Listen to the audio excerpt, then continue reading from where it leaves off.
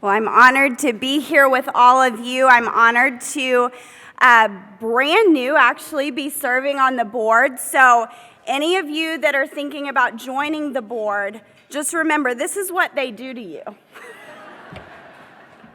Right away, apparently. No, it's an honor. I am so excited to be here because as you just heard, I never imagined that I would find out that I had survived an abortion. And I never thought that my survival would really connect the dots for me and what Texas Alliance for Life is doing in Texas to create a culture that truly values women like my birth mother and truly fights for the unborn like me. I used to think about the person who had been affected by abortion, and I thought, that will never be me. That will never be my story. I will never have an abortion myself, but I will never know anyone in my family who's had an abortion. I used to think the person who had been affected by abortion didn't go to my school, wasn't in my neighborhood, wasn't in my community, but I was so wrong. I sat face to face with my birth mother on our second meeting.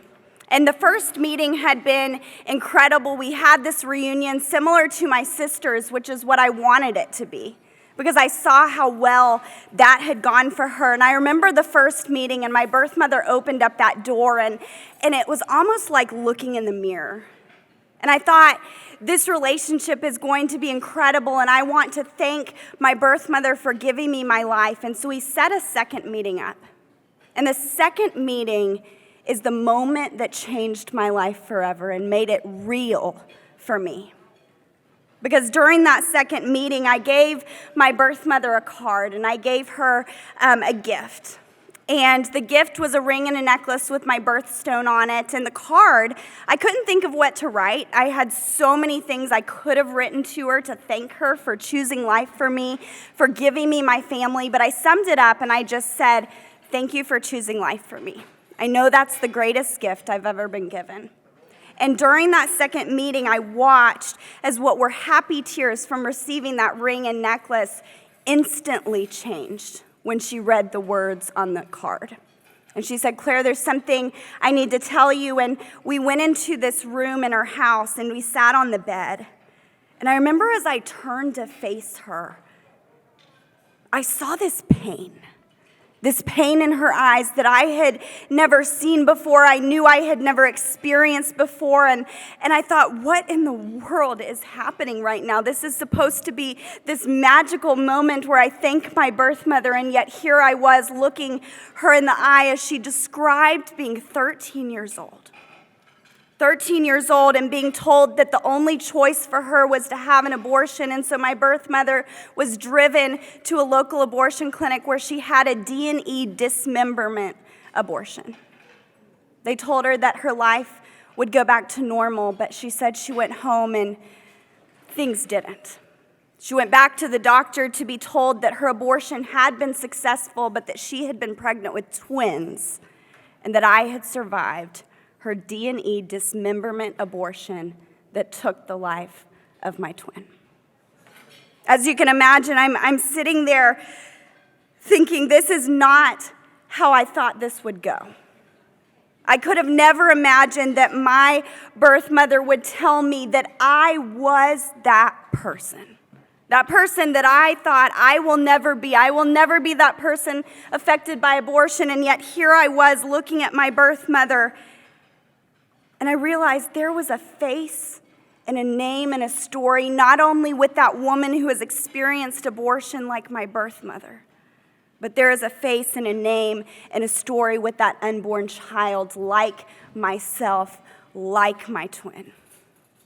And that I could use my voice not only through forgiving my birth mother that day, but by getting out of my comfort zone, as Joe mentioned, and being willing to speak boldly for life, because I know personally what abortion does to a family.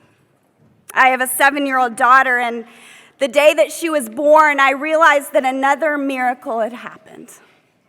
Not only had I survived my birth mother's abortion and lived to tell about it, live to show the face of what abortion actually does and is. But my daughter's birth did that too. Because if that abortion had successfully taken my life as it was meant to, my little girl wouldn't be here. And there's this generational effect that we don't realize. A lot of times we don't even think about it until we're face to face with it, like I was. The generational effect that if my daughter hadn't been here, one day I believe she will grow up and be a mother and a grandmother and a great-grandmother, and to think that none of that would be possible if that one abortion had been successful on my life. And so I came here today to tell you that story because I want you to see my face. I want you to know my name, and I want you to hear my story and my birth mother's story and know that it is the story that is told by hundreds of thousands of women across the country who deeply regret their abortion. And there are hundreds of individuals like me who walk the face of this earth as abortion survivors. But we shouldn't have to. God wrote this story perfectly for my life. But imagine the impact.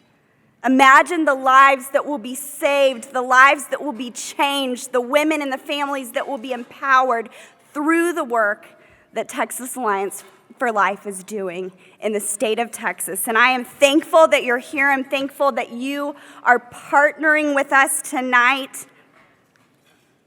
One thing I find comforting is to know that this is not the end.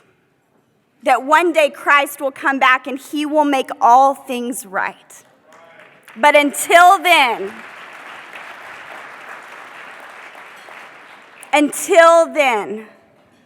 we must be bold in our stance for life. We must get out of our comfort zone to have conversations that truly matter, to partner with organizations that are really on the front lines doing something about it here in Texas. And so we have an opportunity tonight to do just that.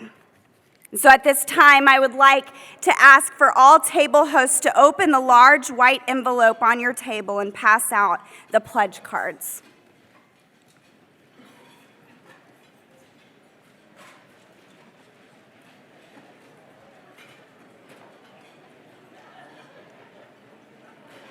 Our pledge card is also available online at texasallianceforlife.org/donate. We're asking that everyone here fill out the card, at least your contact information, so that we can stay in touch with you and keep you up to date on all that Texas Alliance for Life is doing in Texas. You'll see that the first thing on the card is your name and your contact information, including your email and your phone number. So if you'd take a minute to fill that out first.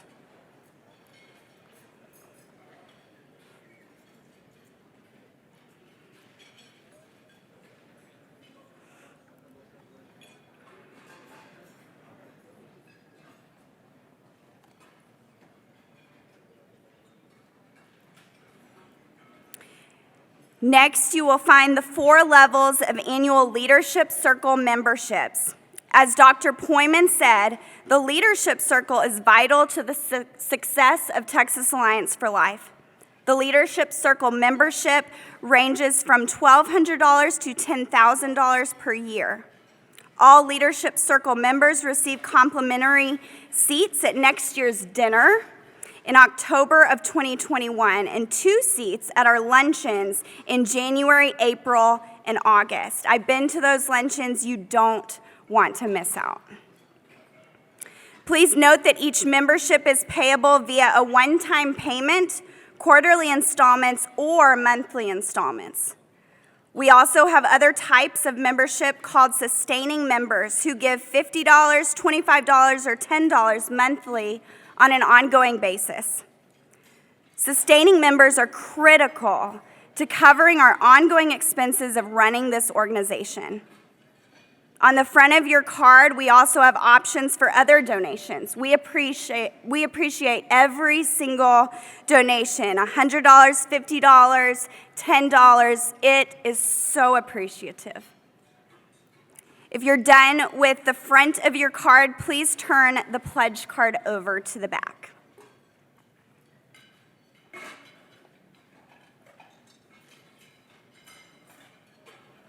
On the back, you'll find the payment methods, which include payment by check, credit card, and direct from your bank account.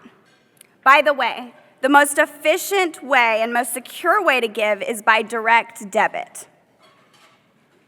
You will then select the fund you prefer your donation is credited to by Texas Alliance for Life. This is the fun part. I love picking where my money will go and be effective. The first is Texas Alliance for Life, Inc., which covers legislative efforts and is not a tax-deductible item. This is our greatest need, though, so I would ask for you to pray and consider donating to Texas Alliance for Life, Inc. Next is the Texas Alliance for Life State PAC to support pro-life candidates in state and local elections. We cannot protect unborn babies unless the right men and women are in office. And the third, it's brand new, the Texas Alliance for Life Fed PAC to support pro-life federal candidates. The state and Fed PACs are extremely important right now. You can choose our tax-deductible option, the Texas Alliance for Life Trust Fund, if you would like it to be tax-deductible, which is used for our statewide educational efforts, outreach, and legal defense of pro-life laws when they are attacked in the courts. We can also contact you about your employer's matching gift if you're interested, so please let us know on there. By the way, with the new federal tax law, the standard deduction has nearly doubled. A lot fewer of us are able to deduct our donations. That means you might as well give to the lobby fund or to the PACs. I'll give you a moment to finish filling that out, and then it'll be incredible to hear from our keynote speaker. Please take a moment to finish that up, and then please pass your completed cards to your table host. At the end of tonight's program, volunteers will be collecting all of the large white envelopes. Those watching online can make donations anytime at texasallianceforlife.org/donate. I want to thank you once again for listening to my testimony. Thank you for being here, for your generous support, and for partnering with Texas Alliance for Life. I truly believe that because of your contribution, because of your willingness to be bold in your stance for life, that your partnership tonight means that there will be more people like me. Thank you so much. God bless.